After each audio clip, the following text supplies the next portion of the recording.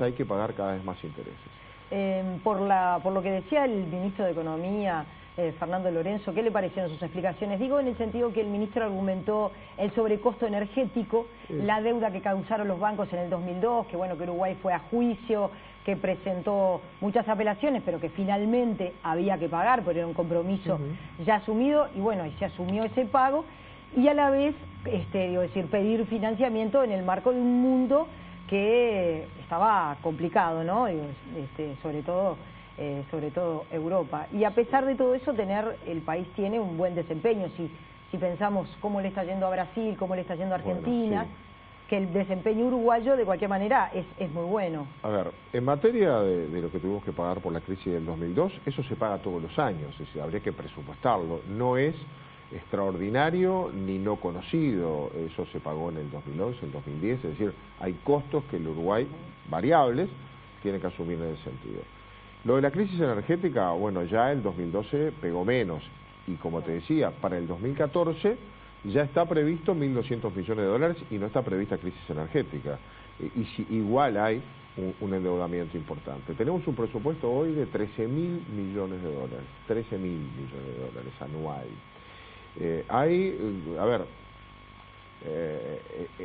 El costo del crecimiento de 8.000 funcionarios nuevos en el Estado, haga cualquiera la cuenta, póngale 20.000 pesos por cabeza, con cargas sociales, aguinaldo y todo lo demás, y haga la cuenta de cuánto significa eso por 8.000 y por 12 meses o 13 meses con aguinaldo. Es decir, son cientos de millones de dólares que se le van incorporando al presupuesto de gastos corrientes, que después es muy rígido, no se puede tocar, porque no se pueden bajar sueldos, no se pueden bajar transferencias a las jubilaciones, ni se puede echar gente. Entonces el Estado va creciendo mucho en gasto corriente y tiene un pequeño gasto o presupuesto de inversión. De hecho, la inversión es menor al déficit, es decir, esos 1.500 millones de dólares son bastante más de lo que el Estado destina a invertir. Destina un 7% aproximadamente de su monto de gastos a la inversión concreta, a las cosas que quedan. Yo creo que ahí el Estado tiene que revisar un poco cómo es su sistema de gastos y poderlo regular, porque hasta ahora venimos creciendo a un 4% anual, pero también el Poder Ejecutivo dice en su informe financiero que hay complicaciones en el horizonte, es decir, prevé que el consumo interno se empieza a enlentecer y en el consumo interno se ha basado buena parte del crecimiento, sigue hablando de la crisis europea y lo que esto genera en nuestros mercados, hay problemas quizás con el precio de nuestros commodities, hemos crecido en exportaciones en volumen, pero hemos exportado lo mismo porque los precios van cayendo, la Argentina es un problema, el turismo con Argentina es un problema, el consumo interno cae en Uruguay y los uruguayos consumen más en la Argentina. Todo eso pone por delante, no lo digo yo, lo dice el Poder Ejecutivo en su informe, es una cantidad de incertidumbres que hacen pensar que el año que viene vamos a crecer menos. En el 2011 crecimos 6,5, perdón. Ya en el 2012 3,9. Probablemente crezcamos menos este año y el que viene. Eso es menos plata. Yo leí que usted decía que bueno, que se ha invertido más en educación y en salud, pero que los resultados no se corresponden a las importantes inversiones que se han hecho desde el Estado. El tema es que los resultados que se observan en ambos lugares no son. Nosotros tenemos un presupuesto por programas y lo evaluamos según su ejecución. Le dimos 100 a la educación y miramos a ver cuánto gastó. Si gastó 70 le decimos ¿qué pasó? Anda mal. Le dimos 100, gastó 70. Lo evaluamos por ahí. Los presupuestos hoy en día se van modernizando y se van haciendo y evaluando por resultados. Se establecen criterios objetivos, parámetros de evaluación objetivos y se evalúa el resultado. Por ejemplo, la educación nos pide más dinero para mejorar la calidad educativa y nos dice que la estrategia es las escuelas de tiempo completo. ¿Qué vamos a medir? Hoy, ¿qué medimos? Si se hicieron las escuelas y si tienen los cargos docentes y si hay niños adentro. Si está eso, cumplieron. ¿Qué deberíamos medir? Si esos niños aprendieron más.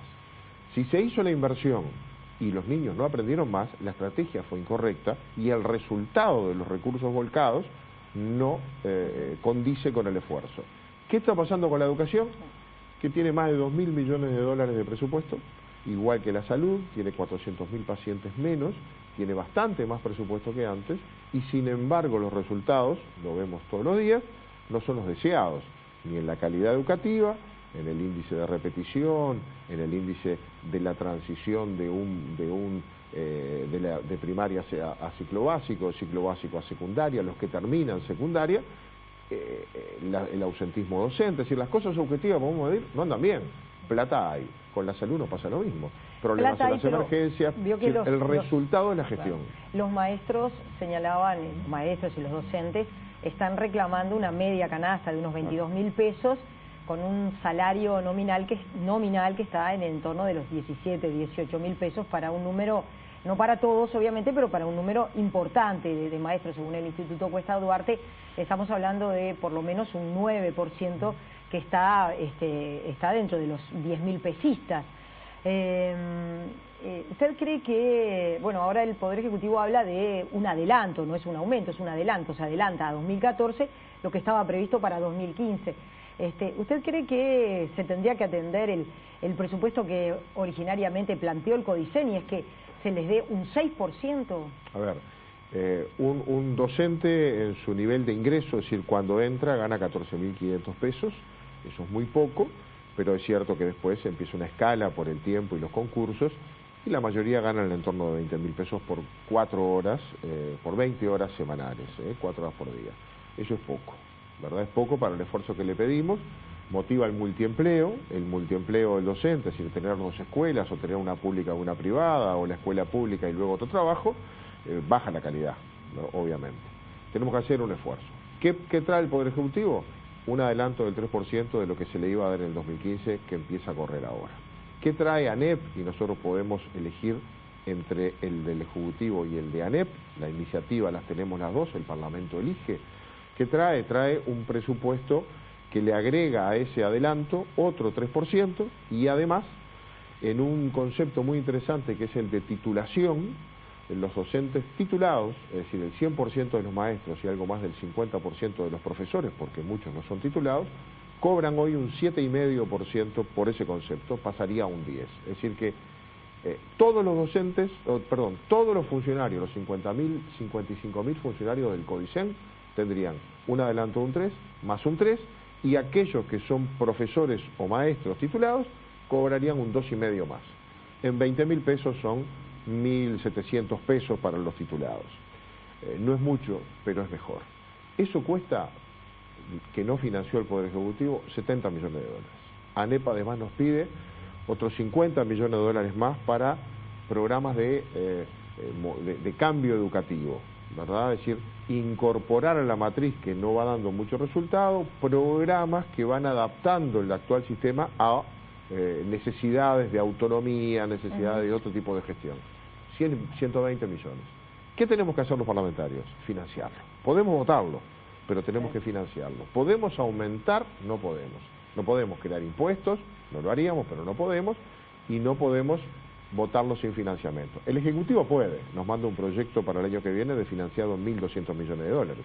Nosotros no podemos agrandar eso. Tenemos que encontrar de dónde.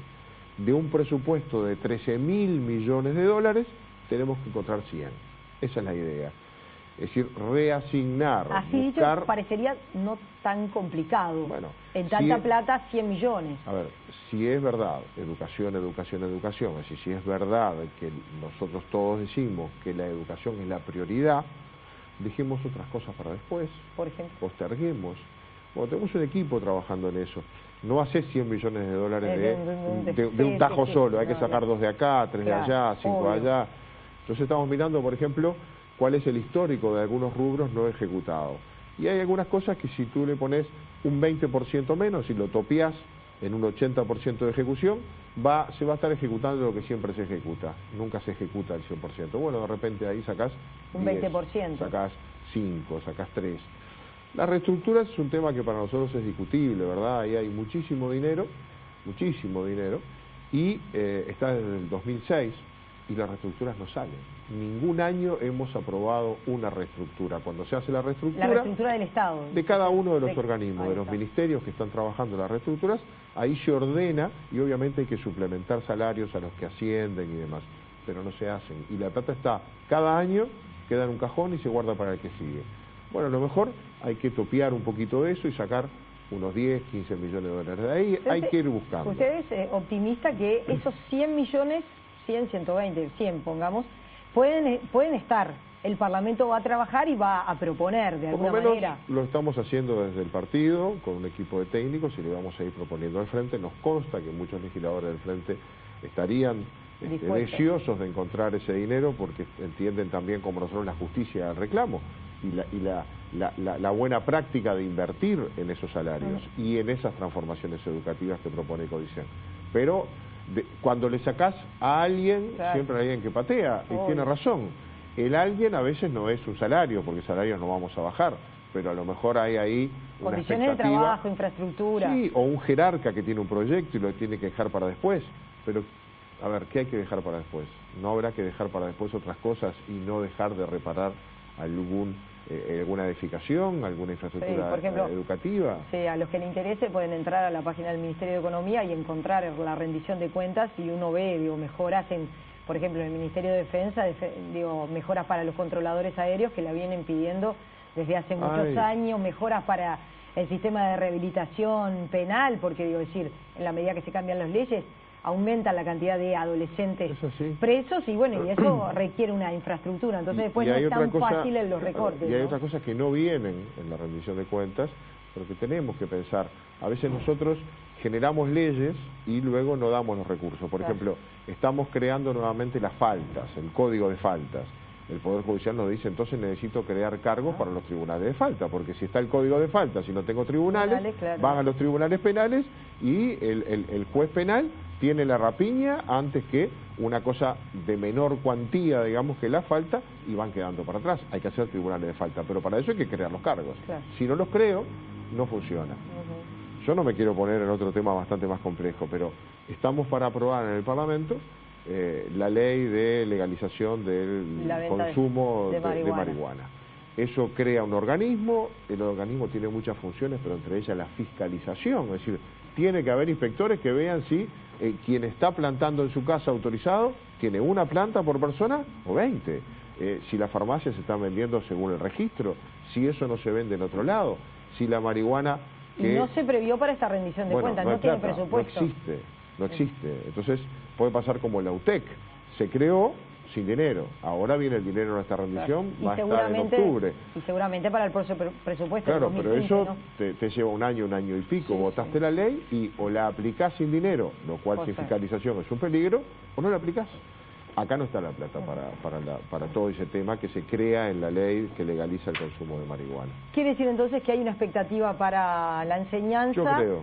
De encontrar 100 millones de dólares más en este presupuesto que mandó el Ejecutivo? Como tú decías, en 13.000 millones de repente ahorramos, se pueden encontrar por ahí 100. Gracias, Gandini, por haber venido. Volvemos a conversar en cualquier momento. Hacemos una pausa, volvemos enseguida.